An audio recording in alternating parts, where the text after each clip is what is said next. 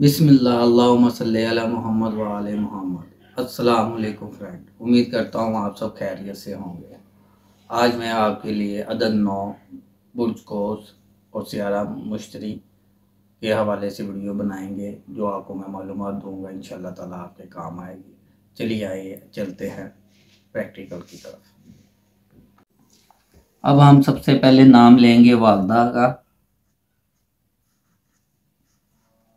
जैसा कि एक नाम है वालदा किरम।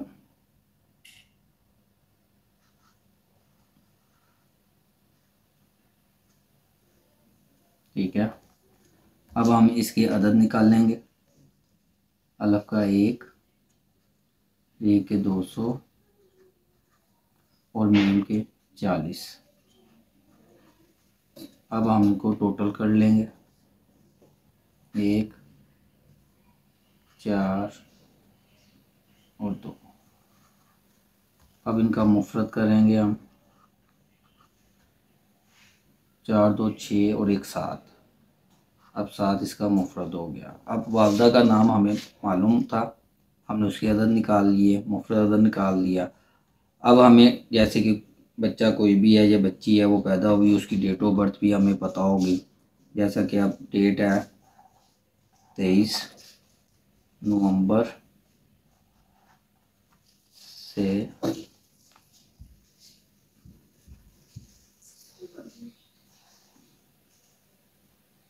21 दिसंबर। अब इस डेट पे जो पैदा होते हैं उनका बुर्ज जो होगा वो होगा कौस,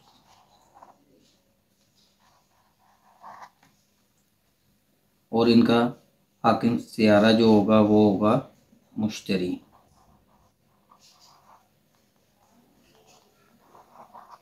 ठीक है, अब हमने करना क्या है कि हमें अदद 9 का नाम हमने लेना है, क्योंकि ये बुर्ज 9 है। अदद 9 के हिसाब से हम लेंगे।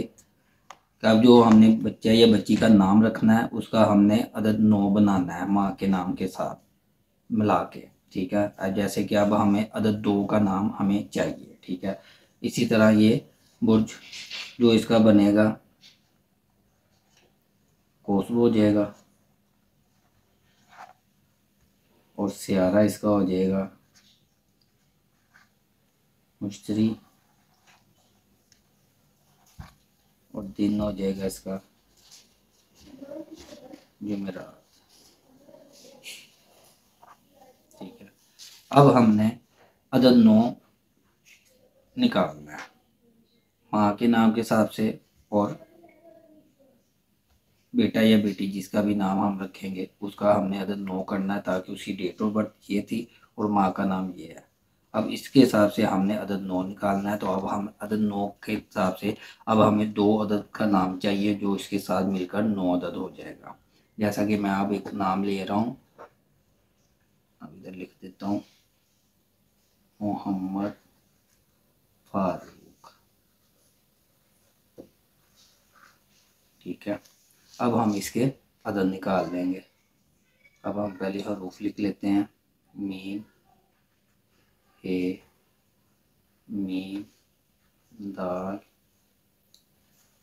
फे, अलिफ, रे, वाव और काफ। अब हमें इनके अदद लिखेंगे। जैसा कि मैं हर दफ़ा आपको बताता हूँ कि हरूफ अब्जद जो है ना उसको अच्छी तरह याद कर लें, ताकि आपको किसी का भी नाम के अदद निकालने में परेशानी ना हो, और इस तरीके से आप ये कमरी तरीके से आप जो है ना नाम रख सकते हैं। ठीक है, हरूफ अमजद आप देख रहे होंगे। ठीक है, इसको अच्छे से याद कर लें। अब हम इनकी कीमत लेंगे। मीम के 40, ए के 8, फिर मीम के 40 और दाल के 4, रे के 80, अलफ का 1, रे के 200, वाव के 6 और काफ का 100। अब हम इनको टोटल कर लेंगे। 8 4 12, 13, 13 और 6 19। 9, 4, 4, 8, 8, 16, 16 और 1 17, 17 7, एक हासिल आ गया। फिर 2, 1 3 और 1 4, ठीक हो गया। अब ये आ गए 479। अब हम जब इनका मुफरद अदद निकाल लेंगे तो मुफरद इसका बनेगा 7 4 11, 11 और 9 20। फिर जमा करेंगे तो इसका अदद निकल आएगा मुफरद 2, ठीक है। अब हम 2 और 7 को जब जमा कर लेंगे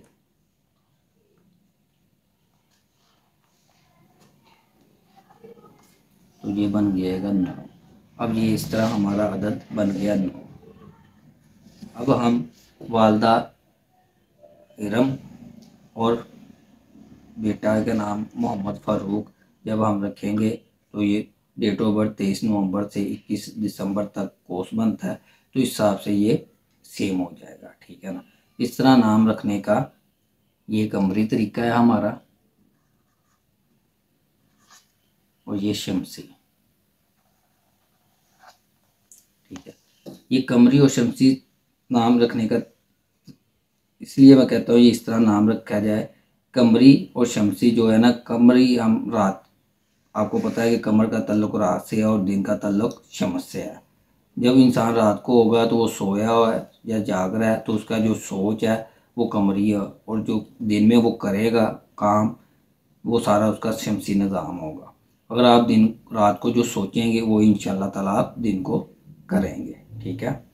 तो इसलिए ये इस तरह नाम रखना अच्छा रहता है, ठीक है। अब जब हम ज़ायचा बनाएंगे इसका,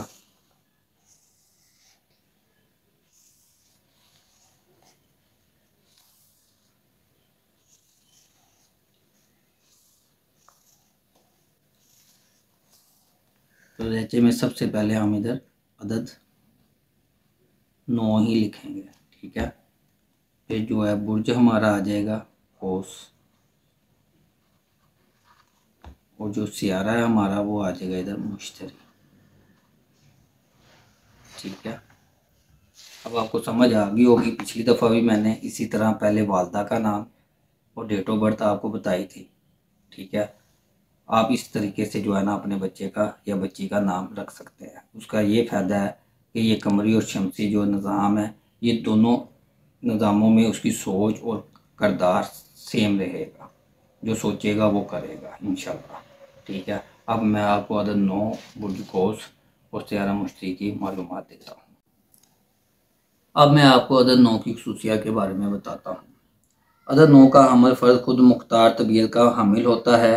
वो जिस चीज़ का फ़ैसला कर ले वो करके ही दम लेता है। इनकी फितरत में खुद सरी होती है, किसी का मशवरा लेना पसंद नहीं करते और ना ही किसी के दिए हुए मशवरे पर अमल करते हैं। वो हर काम में जल्दी करते हैं और चाहते हैं कि ये काम जल्द ही ख़त्म हो जाए। उन्हें कोई परवाह नहीं होती कि उनके इस काम का क्या नतीजा होगा, मगर उनकी जल्दी और नताइज से बेपरवाही भी उनको कामयाबी की तरफ ले जाती है। इससे लोग कभी भी अपनी गलती होने के बावजूद तस्लीम नहीं करते, बल्कि खुद गलती पर डटे रहते हैं कि जनाब मैं ही सही हूँ, ये दुनिया सारी की सारी गलत है। ये लोग जिस्मानी लिहाज से मजबूत होते हैं। इस अदद के हामिल अफराद मजबूत क़ुव्वत आज़ादी के मालिक होते हैं। जिस काम को करने का एक दफ़ा सोच लें उसे हर हाल में करके ही दम लेते हैं और बार बार कोशिश करने पर यकीन रखते हैं। यही वजह है इस अदद के हामिल अफराद को फ़ौजी मुलाजमत और आला अफसरों की पोजीशन के लिए अच्छा ख्याल किया जाता है। अदद 9 का हामिल फ़र्द गुस्से वाला होता है। यही वजह है कि इस अदद के हामिल फ़र्द की घरेलू ज़िंदगी कुछ खुशगवार नहीं होती। ये सख्त मिजाज झगड़ालू होते हैं और उनका यही मिजाज खुशगवार हालात पैदा नहीं होने देता। दिल के साफ़ होते हैं, मोहब्बत करने वाले, सच्चे और बेहतरीन दोस्त होते हैं, मगर गुस्से में आकर सब कुछ भूल जाते हैं। दोस्त रिश्ता फिर किसी चीज़ का ख्याल नहीं करता। इनके झगड़ालू मिजाज की वजह से उनके काफ़ी दुश्मन होते हैं और दुश्मनों की अलामत यानी ज़ख़म के निशानात इनके जिस्म पर वाज़ेह तौर पर देखे जा सकते हैं। मगर बाज़ औक़ात ख़ास हालतों में इस आदत के हामिल अफराद में एक दम उल्ट आदत पाई जाती है, मगर ऐसे लोग मुश्किल से ही मिलते हैं। अब मैं आपको कुछ कोर्स के बारे में मालूमात देता हूँ। इनकी अलामती निशान से इस बात का अंदाज़ा हो जाता है कि कोस अफराद घोड़े की तरह तेज़, फुर्तीले, ताकतवर और इंसान की तरह अक्लमंद होते हैं। कोस फर का जिस्म मजबूत और ताकत से भरपूर होता है। लंबे कद के मालिक खूबसूरत और पुरकशिश चेहरे के मालिक होते हैं। चेहरा इनका लंबा और किताबी साख्त का होता है। इनकी खूबसूरत आँखें देखने वालों की तवज्जो अपनी तरफ खींचती है। बड़े बड़े कान होते हैं। इनका नाक लंबा होता है। अक्सर औक़ात चेहरे और बगल में तिल भी होता है। किसी महफिल में इन्हें पहचानना इस तरह आसान है कि इनके इर्द गिर्द लोगों का हजूम नहीं हो, फिर भी वो तमाम लोगों की तवज्जो का मरकज़ हों। सब इनकी खुश मिजाजी और अच्छी सोच से खुश हो रहे होते हैं। समझ लीजिए वो कोस शख्स है। लेकिन अक्सर औक़ात इनकी खरी खरी बातें दोस्तों को परेशान कर देती हैं। ये ईमानदार होते हैं, जो भी करते हैं और कहते हैं मुकम्मल एतमाद से कहते हैं। हर बात दलील से कहते हैं और बहस में कामयाब होते हैं। इनका छोड़ा हुआ तीर ज़्यादातर दुरुस्त निशाने पर लगता है। अब मैं आपको सियारा मुश्तरी की मालूमात देता हूँ। जब सियारा मुश्तरी अच्छी हालत में होता है तो मादी लिहाज से कामयाब, खुशहाल, खुशमिजाज, दीनदार और तहम्मुल मिजाज फ़र्द की अलामत है। अच्छी किस्मत, अक्लमंद, सगावत, हमदर्दी, अच्छी सेहत, ज़बान दानी और झूठ से नफ़रत इनकी चंद मज़ीद सफ़ात हैं। अच्छी हालत में अच्छी तलीम और तरबियत मज़हब और मजहबी तलीम की तरफ रुझान को ज़ाहिर करता है।